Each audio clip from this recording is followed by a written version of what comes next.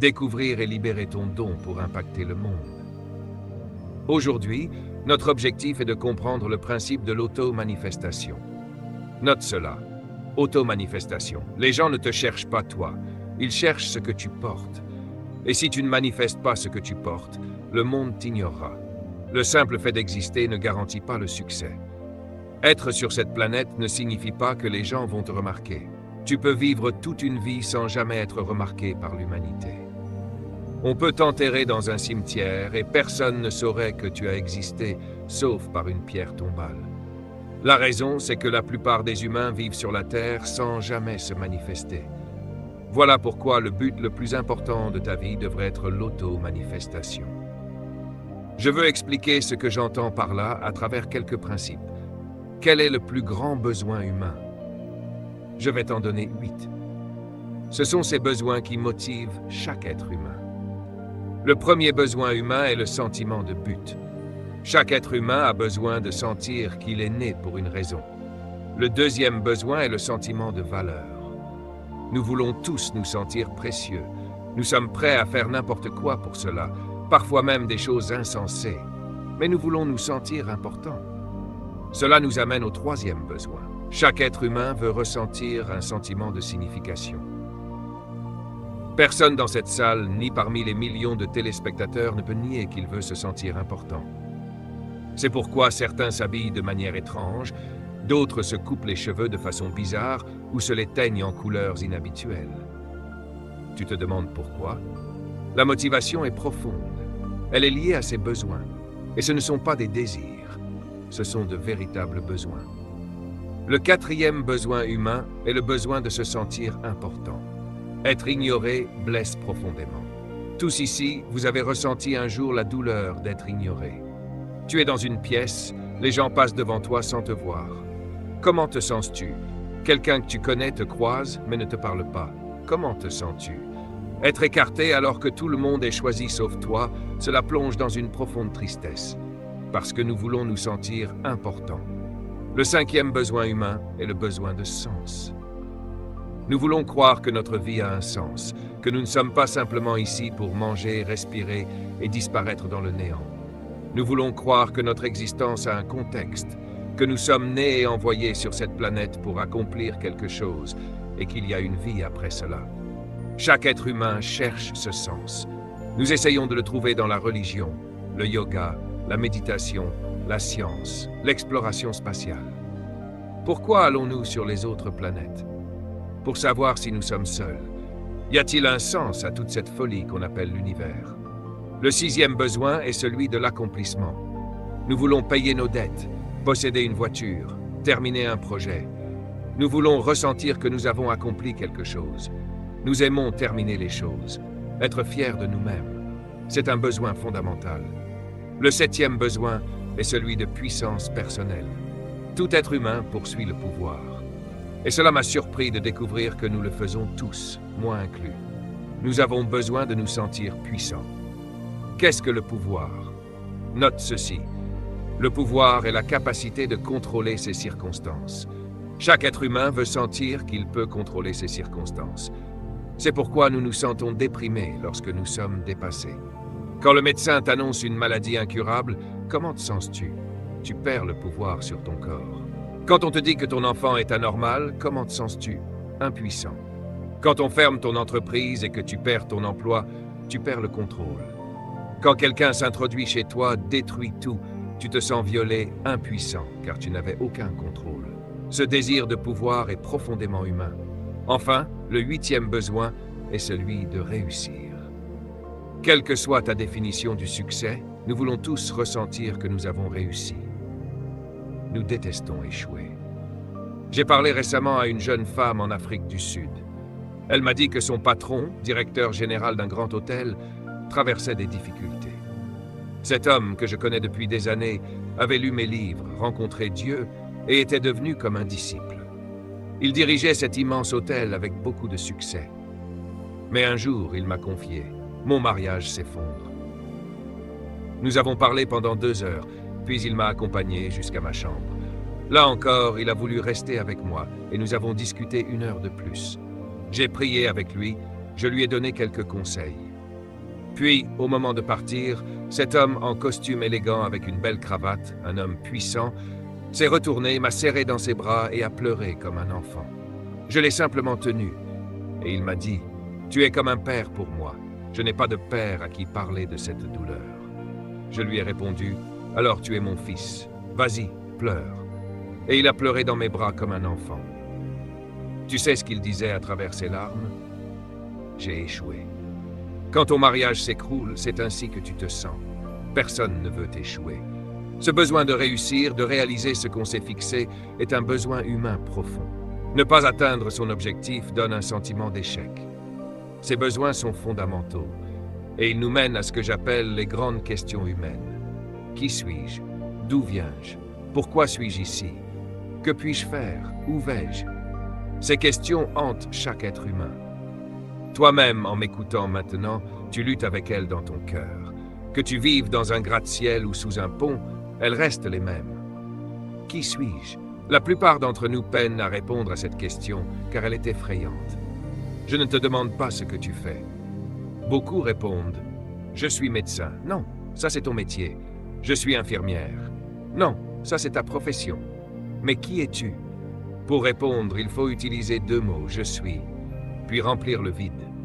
Personne n'a autant utilisé ces deux mots que Jésus-Christ.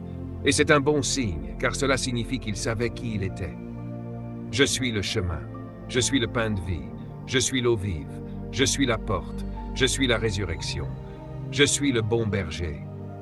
Il savait qui il était. Il n'a pas dit « je fais le berger ». Il a dit « je suis berger ». Pas « je fais la porte », mais « je suis la porte ». C'est différent, c'est pas une profession, c'est une identité. Je ne vais pas traiter toutes ces questions maintenant, car je veux surtout parler de la manière dont elles se manifestent. Tout d'abord, note cette citation. Tu peux la partager tout de suite sur les réseaux sociaux. Les hommes ne décident pas de leur avenir. Quand je dis hommes, je parle de toute l'humanité, hommes et femmes. Nous ne décidons pas de notre avenir, nous décidons de nos habitudes, et nos habitudes décident de notre avenir. Quelles sont tes habitudes? Quelle est ton habitude secrète? Quelle est ton habitude publique? Ces habitudes façonnent ton futur. Si tu n'exerces pas ton corps régulièrement, ton futur est façonné par cette absence d'activité. Si tu as une habitude de fumer, tu peux prédire ton avenir. Si tu passes ton temps à regarder la télévision, ton futur est déjà déterminé par cette habitude. Le pouvoir d'une habitude peut contrôler ton destin. Tout dans la vie est une habitude, alors il faut choisir ses habitudes. J'ai par exemple l'habitude de lire la Bible tous les jours. Ce n'est pas parce que je suis un géant spirituel, c'est devenu une habitude. Si je ne lis pas ma Bible, je ressens un manque, une sorte de sevrage. Quelle bonne habitude à avoir! La prière devrait être une habitude. Pour beaucoup de gens, la prière n'est qu'occasionnelle, ou seulement quand tout s'effondre. Ton habitude seule décide de ton futur. Note ceci, le mécontentement est la graine du changement. La seule façon de rompre une habitude est de devenir mécontent d'elle. Autrement dit, tu ne changeras jamais ce que tu tolères. Combien de fois as-tu dit « il faut que je change ça » et tu continues quand même? C'est parce que tu le tolères. Ce que tu tolères ne changera jamais. Alors comment rompre cette tolérance?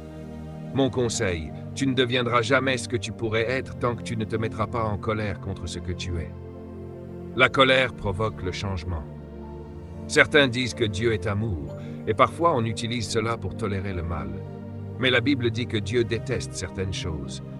Le grand roi David a écrit 7 choses que Dieu déteste. Salomon en a écrit 14. Qu'est-ce que tu détestes? Tu ne peux pas tout aimer. Ton dégoût définit ton avenir. Note ceci, ta haine décide de ton futur. Tu détestes le mensonge ou tu le tolères. Tu détestes la corruption ou tu la permets tant que tu ne t'y impliques pas. Ce que tu ne détestes pas, tu le permets. Et ce que tu permets, tu ne le changeras jamais. Comment cela se rapporte-t-il à ton don? Voici la réponse. Tout ce pour quoi tu as été créé, tu le possèdes déjà. C'est un principe divin. Autrement dit, ce pour quoi tu es né n'est pas devant toi, c'est en toi. Car tout ce que tu étais destiné à devenir, Dieu te l'a donné en toi. Le Créateur ne place jamais le futur à l'extérieur d'une chose. Principe très important. Tu es déjà enceinte de ton destin. Ton futur n'est pas devant toi, il est en toi. Je vais te le prouver dans un instant. En d'autres termes, note ceci. Tu es venu sur cette planète avec ton futur à l'intérieur de toi. Dieu l'a caché là où tu ne pouvais pas le manquer. La plupart d'entre nous, à cause de notre culture, ont été conditionnés à chercher leur futur, à chercher leur destinée ou la volonté de Dieu pour leur vie. Tu as déjà entendu « Va chercher la volonté de Dieu ». Je me souviens, en grandissant aux Bahamas, on nous disait toujours ça. J'ai cherché comme beaucoup d'entre vous et je ne l'ai jamais trouvée.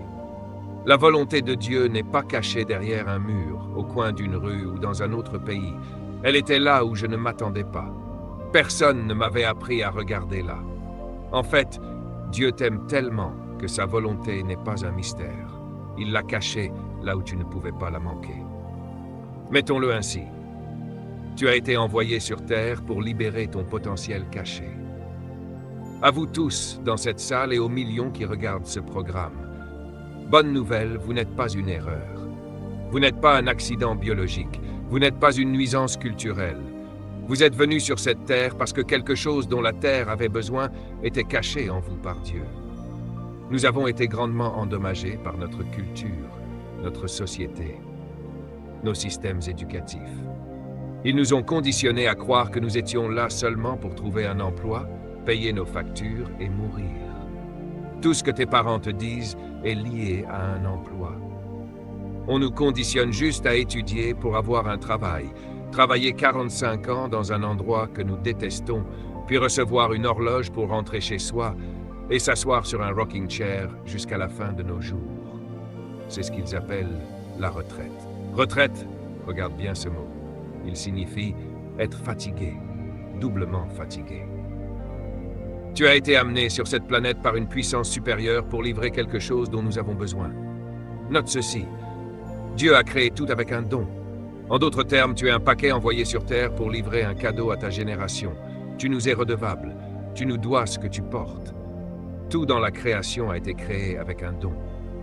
Cela m'a pris 30 ans pour affirmer cela. Recherche, expérience, ma vie, l'étude de la création elle-même. Dieu n'a rien créé sans y mettre un don. Qu'est-ce qu'un don?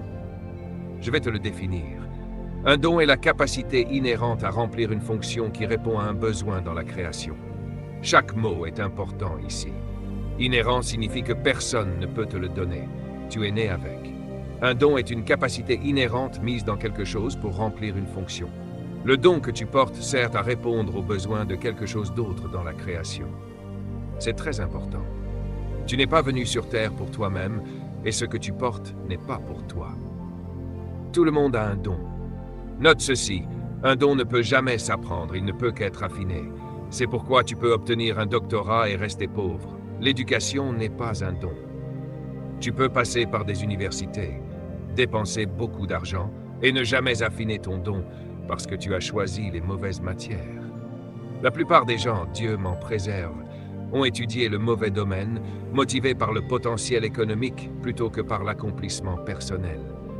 Résultat, argent en poche mais déprimé car ils ne réalisent pas leur don. Un don ne peut jamais s'apprendre. Ne va pas à l'école pour chercher ton don, jeune personne. Aucune prophétie, aucune main posée sur toi ne peut te donner un don. Elle peut seulement le stimuler. Il est inhérent. Note ceci, le don est la source de valeur pour ce qui a été créé. Ton don est la source de ta valeur. Si tu ne trouves jamais ton don, tu ne seras jamais précieux pour nous. Et ta valeur détermine combien tu gagnes dans la vie. On te paie pour la valeur que tu apportes à la terre. Ne poursuis pas l'argent, découvre ce qui te donne de la valeur. Tout ce qui te donne de la valeur est la source de ta richesse. Par exemple, qu'est-ce qui rend un dentiste précieux? Quand tu as mal à une dent, à qui penses-tu? Pas à ton conjoint, ni au chien, ni à ton patron. Tu penses au dentiste. Pourquoi? Parce que le dentiste a affiné un don qui le rend précieux. Sa valeur est telle que tu vas jusqu'à lui, payer pour ses services, te laisser examiner. Sa valeur est si forte qu'elle te fait céder, non seulement ton argent, mais ton corps. Tes parents ne t'ont jamais enseigné cela, et c'est pourquoi beaucoup ont du mal à payer leurs factures et à avancer dans la vie. Ton don est la source de ta valeur. Je dois avouer qu'enfant, en grandissant, J'ai grandi avec Michael Jackson. Certains d'entre vous le connaissent. Michael était tout petit, à peine 1 mètre, et nous regardions ce petit garçon à la télévision. Certains d'entre vous ont l'air si pieux, mais vous vous souvenez de ce petit gars. Il portait des pantalons pattes d'éléphant rouges, une chemise jaune, un chapeau rose et un afro, avec une écharpe qui traînait par terre. Ce petit garçon prenait ce micro et captivait des millions de personnes. Il n'a jamais appris cela, il était né avec. Une fois, on lui a demandé lors d'une interview « Aimes-tu la musique ?» Et il a répondu « Je suis la musique ». Note bien ces 2 mots, « Je suis ». D'où venait toute sa richesse? De son don. Les gens payaient pour voir son don. Il venait des Bahamas jusqu'à Los Angeles pour le voir sur scène, et il payait beaucoup d'argent. Tu deviens tellement précieux que l'argent vient à toi. Si tu ne trouves pas ton don, je te garantis que tu mourras pauvre et sans rien.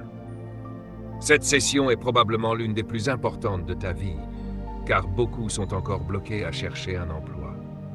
Le bon côté des dons, c'est que tu n'as pas besoin de les chercher. Je crois que la plus grande malédiction qui ait jamais frappé l'humanité, c'est ce qu'on appelle l'emploi. Pardonne-moi, mais c'est ce que je crois. L'emploi détruit ton don. Il t'empêche même d'y penser. Si tu observes, toutes nos cultures sont bâties sur l'emploi. À l'école primaire, le professeur ne te demande jamais quel est ton don. Au lycée, on ne te demande pas ton don, on te demande dans quelle carrière tu veux aller. Ta carrière n'est pas ton don. Tu choisis souvent une carrière pour la prospérité et te voilà bien éduqué, formé, mais stressé à essayer de payer tes factures. Ton don est ta source de valeur. Note ceci, le but détermine ton don. Voilà une phrase très importante. Le but détermine ton don. En fait, il y a quelque chose de plus important que ton don. C'est ton but. Mais ton but produit le don. Si tu trouves le but d'une chose, tu découvriras aussi son don. Si tu ne connais pas encore ton but, je te garantis que tu ne connais pas ton don. Un peu plus profondément, le pouvoir de ton don est immense. Il est si puissant que Proverbe 18-19 dit « Le don d'un homme lui ouvre un chemin dans le monde et le fait paraître devant de grands rois. » Le don d'un homme est si puissant qu'il ouvre une place pour lui dans le système, même là où le monde essaie de te bloquer. Même quelqu'un qui te déteste viendra chercher ton don. Je te donne un exemple. Tu dis être chrétien, et tu as un problème médical, une maladie, une tumeur, et le seul professionnel capable de t'aider est musulman. Tu es prêt pour une intervention chirurgicale. Tu as besoin d'un don, pas de prière ou de verset. Tu pourrais refuser un musulman et subir un problème grave. Voici mon point. Quand il s'agit de répondre à un besoin, le don est plus important que la personne. Tu donnes de l'argent à ce chirurgien parce que son don fait la différence, même s'il ne partage pas tes croyances. Chaque jour, on te paie pour ton don, même si on n'aime pas la personne. Le don est si puissant que même tes ennemis viendront te payer pour l'obtenir. Note ceci, le don de la graine est dans l'arbre. Chaque graine porte un don. Un noyau de mangue porte un don, un arbre. Le don de l'arbre, c'est son fruit. Note, les arbres ne mangent jamais leurs propres fruits. Ton don n'est pas pour toi, il est pour combler les besoins des autres. Pourquoi sauter la clôture pour un manguier chargé de fruits? Parce qu'un don est si puissant qu'il te pousse à enfreindre des règles pour l'obtenir. Tu vas après le fruit, pas pour l'écorce, les feuilles ou les branches. Les gens ne sont pas attirés par toi, mais par ton don. Si tu manifestes, affines et mûris ton don, ils passeront outre leur fierté. Exemple personnel. Mon fils Eduardo possède un spa. Je ne peux pas masser mon propre dos correctement, alors je vais le voir, je m'allonge et il fait son travail. Son don est dans ses mains et son don le rend riche. Certains gagnent 5 ou 17 $ de l'heure, lui gagne 160 $ de l'heure, juste avec ses mains. Note ceci, le don des feuilles de l'arbre, c'est l'oxygène. Tout a un don.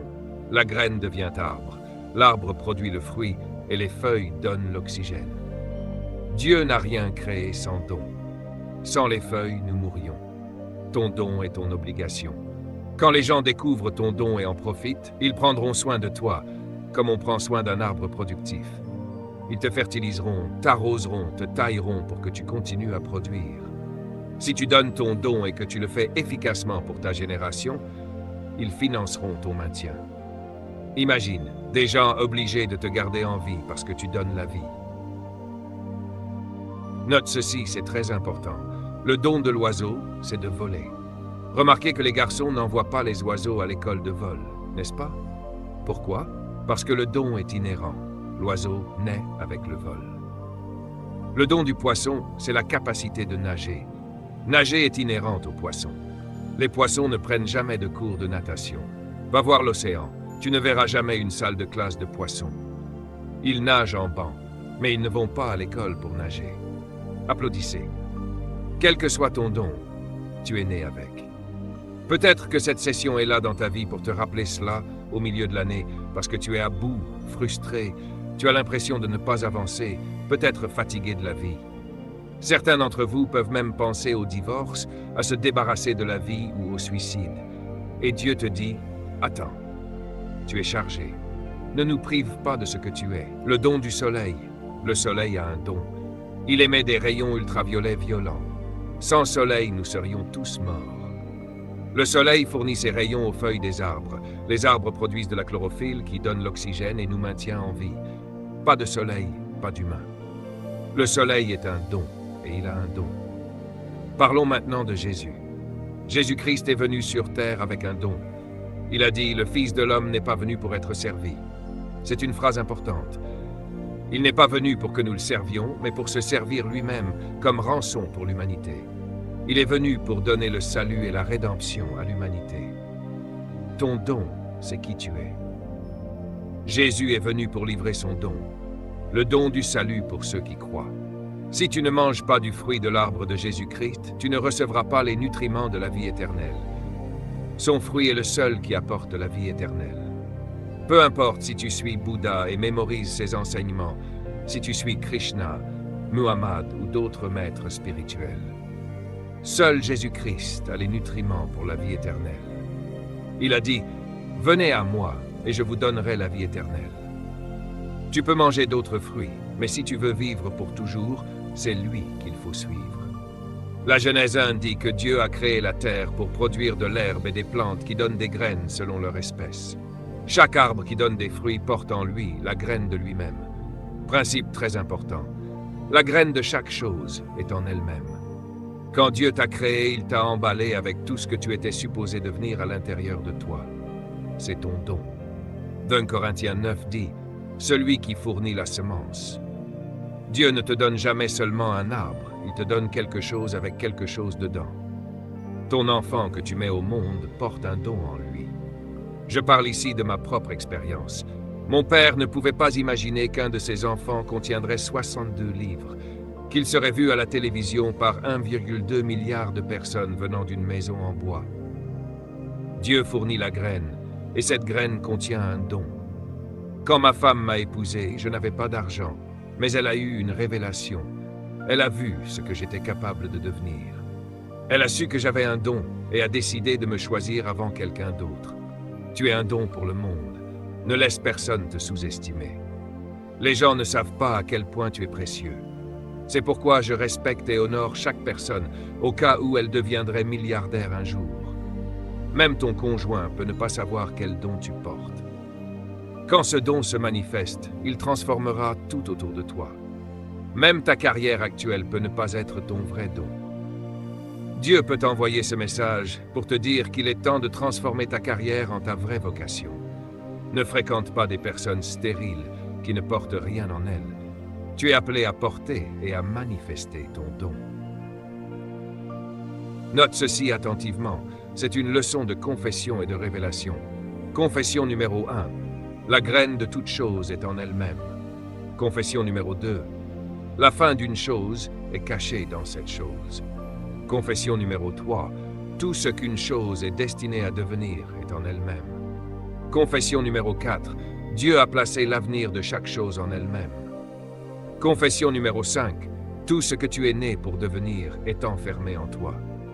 Frotte ton ventre et dis à ton voisin, « Je suis chargé, je porte un don pour toi. » Ne laisse personne te définir par une étiquette.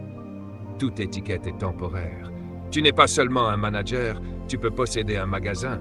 Gérer n'est qu'un apprentissage du système. Dans 2 Corinthiens 4, 7, il est écrit que nous portons un trésor dans des vases de terre. Ton corps est le vase. Cela signifie que ce pouvoir extraordinaire vient de Dieu et non de nous. Ce que tu portes à l'intérieur doit se manifester. Même si tu es pressé, perplexe ou en difficulté, ton don reste intact. Ton don traverse les drogues, les grossesses adolescentes, les divorces, la perte d'entreprise, les licenciements. Mais il est toujours là. Personne ne peut te le retirer. Il est comprimé, mais encore vivant et prêt à se manifester. Jésus est venu sur terre non pas pour toi personnellement, mais pour sauver le don que tu portes. Tu es l'œuvre de Dieu, créée en Jésus-Christ pour accomplir les bonnes œuvres préparées avant la fondation du monde. Par conséquent, tu ne mourras pas avant que ton don ne se manifeste. Maintenant, comment trouver ton don? 1. Le succès est l'accomplissement de ton but, mais ton but est déterminé par ton don. Le don remplit le but. Par exemple, un oiseau est fait pour voler, mais il ne réalise son but que lorsqu'il vole. Un poisson est fait pour nager, mais son but est atteint seulement lorsqu'il nage. 2. Ton don n'est jamais pour toi. Il se réalise en servant les autres. Une mangue sur un arbre ne sert pas à l'arbre, elle nourrit les autres. De même, ton don est fait pour apporter quelque chose à ton entourage, à ta génération. 3. Le désir révèle ton don. Dans Psaume 37, 4, Dieu dit « Fais de l'Éternel tes délices, et il te donnera ce que ton cœur désire. » Tes désirs profonds, ceux pour lesquels tu es prêt à tout sacrifier, sont les indications de ton don. Ce que tu désires le plus depuis toujours, Dieu l'a mis en toi. Dieu travaille à tes côtés pour s'assurer que tu réalises ton potentiel. Il veille à ce que tu puisses voler, c'est-à-dire accomplir ton but. Et il chassera quiconque tente de t'empêcher de manifester ce que tu es né pour être. Dis à ton voisin, ne touche pas à mon but. Ton chemin, tes désirs et ton don sont protégés. Ils sont là pour se manifester, et rien ni personne ne peut les arrêter. Dieu protège ton but et ton don. Si quelqu'un tente de t'empêcher de manifester ton don, Dieu le réprimande pour toi. Comme il est écrit dans Psaume 138, 8, « L'Éternel accomplira son dessein pour moi. Ton amour au Seigneur dure à toujours. N'abandonne pas l'œuvre que tu as faite. » Cette semaine, Dieu est obligé de te soutenir pour que tu réussisses. Pour accomplir ton don, tu dois rester attaché à ta source, comme le poisson a besoin d'eau, la graine a besoin de terre, les plantes ont besoin de sol, les oiseaux ont besoin d'air. Toi aussi, tu as besoin de Dieu. Si tu ne le connais pas personnellement, c'est le moment de te donner à Jésus afin de pouvoir manifester ton potentiel sur terre. 10 clés pour libérer ton don et ton but. 1. Connaître ton destin. Comprends pourquoi tu es né et ce que tu es destiné à accomplir. 2. Avoir une vision de ton don. Vois le produit fini, comme voir la mangue dans la graine. 3. Croire en ta capacité. Tu as le potentiel de réaliser ton don. 4. Vivre selon les principes qui protègent ton don. Applique les lois et principes qui soutiennent ton don. 5. Établir un plan d'action. Savoir comment progresser vers ton don. 6. Avoir les bonnes personnes autour de toi. Évite les tueurs de dons qui veulent que tu échoues. 7. Persister sous la pression. La pression teste la réalité et la force de ton don. 8. Persévérer malgré l'opposition. Continue malgré les obstacles, les échecs ou les critiques. 9. Prier chaque jour pour ton don. Demande à Dieu de te guider, de le raffiner et de le manifester. 10. Servir ton don au monde. Donne-le, offre-le, même gratuitement. En le donnant, il se révèle et attire les bonnes opportunités. Règles pratiques pour le développement du don. Nourris ton don avec les bonnes ressources. Lecture, enseignement, environnement positif. Donne du temps à ton don. Un fruit ne pousse pas en un jour. Sers ton don avant de chercher à en tirer profit. L'expérience et l'exposition précèdent la rémunération. Sécurise la prochaine génération. Forme et mentore les autres pour qu'ils surpassent ce que tu accomplis. Ton don doit produire plus de dons, comme une graine qui donne un arbre et des fruits avec des graines.